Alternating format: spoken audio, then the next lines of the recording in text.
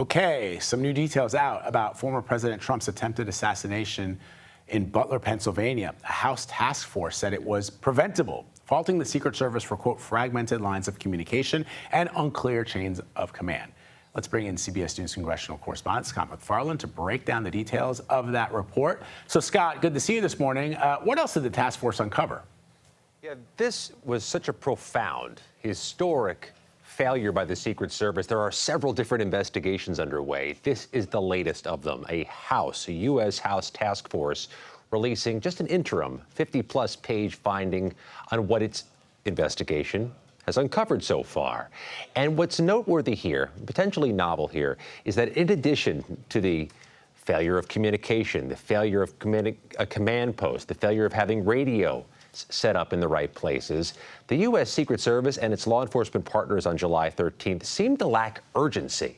There was a failure to move things swiftly and with proper energy. They describe in this report a walkthrough before the event in which people seemed to just be milling about versus walking with purpose.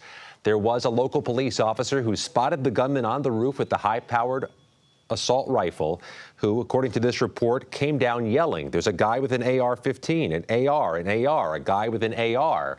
That message, according to the task force, doesn't seem to have made it to former President Trump's security detail that day. So this lack of urgency is detailed in granular fashion in this new task force report.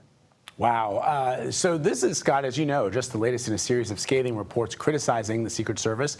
There's this Homeland Security independent panel that's called for a complete leadership overhaul. They called for that last week. What are you hearing about how this will impact agency operations moving forward? The U.S. House task force has something else. It has the ear of Congress, which means it has the ear of the people who will provide the money to the Secret Service to make any changes they see fit. At some point, the Secret Service is going to be asking for, or simply will be told, to increase their budget, to increase their spending. Better training, more personnel, better equipment.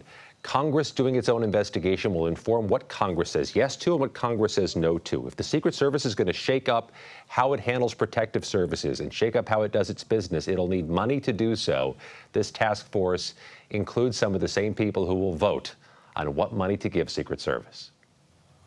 And Scott, this is a preliminary report. So when is the final report expected? And just ultimately, what kind of consequences is the agency facing? Final report, which will be much larger and have potentially more revelations, expected by the end of December, which means about 2 months. Will there be more changes in personnel at the U.S. Secret Service? That's an internal decision to a degree. The Secret Service decides who runs it, who doesn't, though, of course, there is some confirmation of the Homeland Security leaders who will be taking over in January. All that being said, Vlad, the director who was in charge of the Secret Service on July 13th is gone.